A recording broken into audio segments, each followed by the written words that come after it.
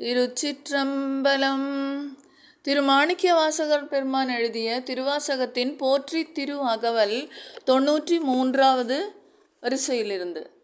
தென்திலை மன்றினுள் ஆடி போற்றி இன்றன காரமுது ஆனாய் போற்றி மூவானான் மறை முதல்வா போற்றி சேயார்வெல் கோடி சிவனே போற்றி மின்னாருருவ விகிர்தா போற்றி கல்லாருரித்த கனியே போற்றி காவாய் கனகம் குன்றே போற்றி